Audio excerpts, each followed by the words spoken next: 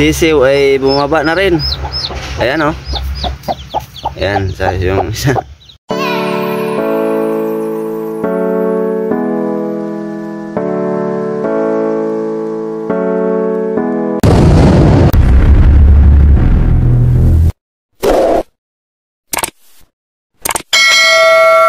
Yo, what's up mga kalitol? Magandang umaga, tanghali at gabi sa inyong lahat. So, panig kinang mundo na ron.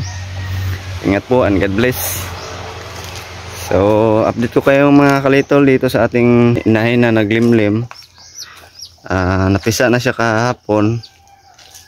Kaso, itong piraso lang yung napisa. Tapos namatay yung isa. So, inalis ko na yung natira na 6 na piraso.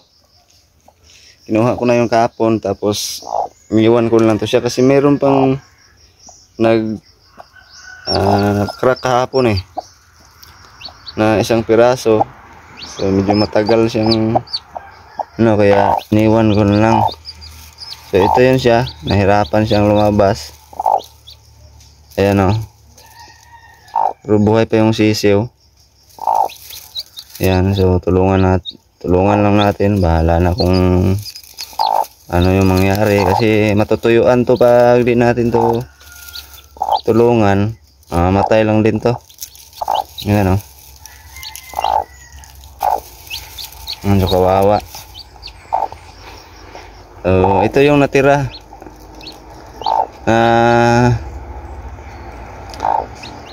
Itlog 4 na piraso. Tapos itong isa na to, ito yung mayroong crack. So tingin ko na matagal talaga siyang makalabas, kaya kinuha ko na lang yung 6, inalis ko na lang. Ayan o, so mayroon pang dugo dito. So hayaan lang muna natin siya dyan. Ayan. So itong iba wala nang crack to. Ito mayroon pa oh.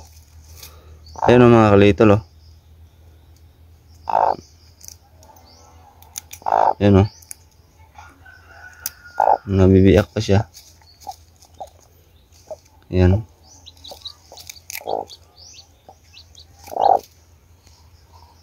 Katakpan yung camera pala. Wait lang mga kalitol. Mayroon akong hawak na patuka.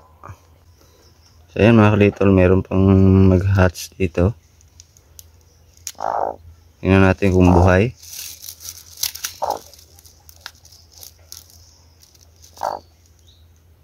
Oh, buhay. Buhay na mga kalitol oh. Mga galaw. Yan.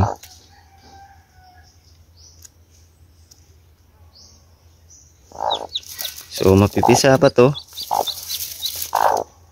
Ito kasi yung siguro yung mga last na itlog na ilabas niya, kaya matagal nag-hatch.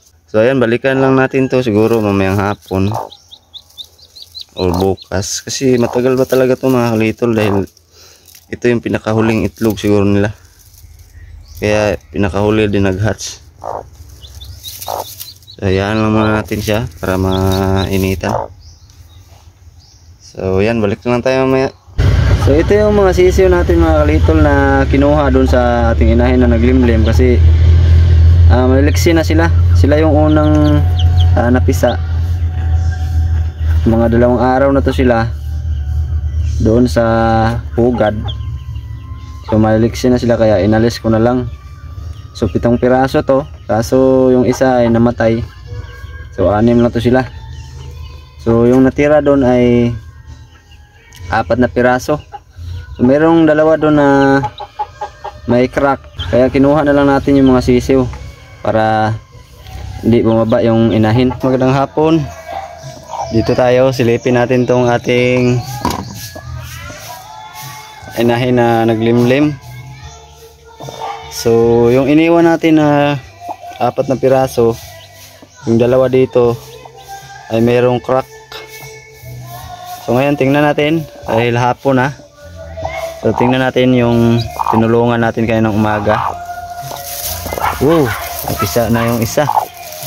Napisa na yung 2 mga kalitol, ayan oh. So yung itim na ito kanina, ito yung tinulungan natin kaya ng umaga. So ngayong hapon na, at itong isa tinulungan din natin to kanina para makalabas yung kanyang tuka, para makahinga siya. So ngayon, ayan, medyo nakaalis na sila sa shell. Yan. Ano yan? So ito yung itim. So ito yung itim yung nauna. Yung puti, yan yung nahuli. So yung puti parang mahina pa. So itong dalawa, yan. So walang sign na mag-hatch tong dalawang to. Yan oh. So siguro bugok tong dalawang to. So out of 11 eggs, siyam yung napisa, kaso yung isa ay namatay. So yung 6 nandun na, nauna na dun sa kanilang brooder. So itong dalawa na lang yung naiwan. Yan. So meron tayong 8 sisiw dito sa ating inahin na Uluano. So hayaan lang muna natin dyan muna kasi medyo mahina pa yung puti. Ayan o, nakadapa pa siya. So bukas na siguro ng umaga natin yan ilipat dun sa brooder. So yun mga kalitol, yung ating inahin na naglimlim, bumaba na. Tapos yung dalawang sisiw ay bumaba na rin. Ayan o. Ayan, sa yung isa. Yan, so siguro gutom na to.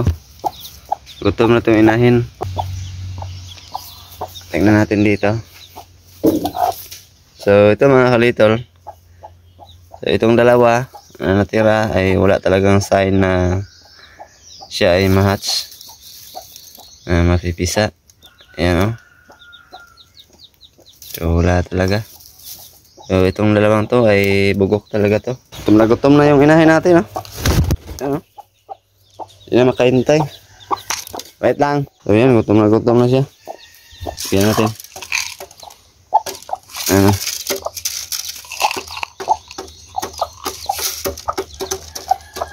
Yan. Yung patuka natin mga kalitol ay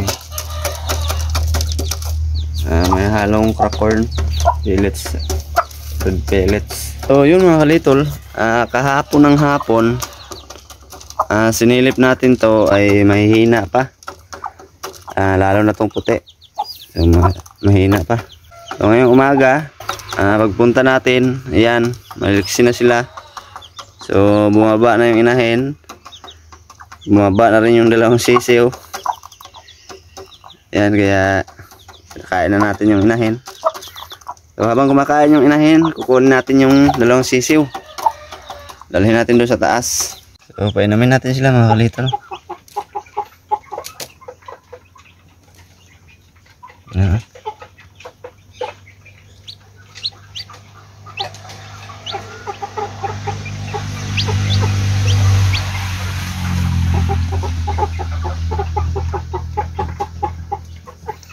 Isa.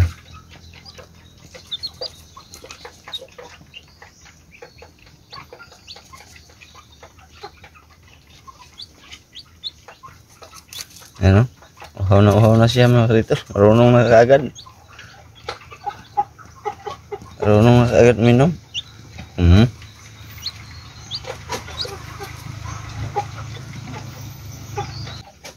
Yan. Diba? Pas.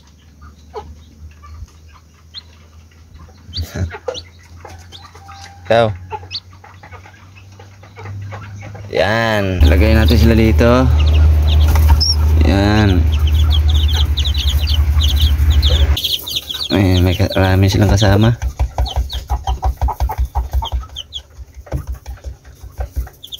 So napansin ko mga kalitol, no? Yung paanong itim natin ay parang disable. Yan o. Yan mga kalitol, no? Paa niya parang hindi maayos yung kanyang paa. Ayun na kayo.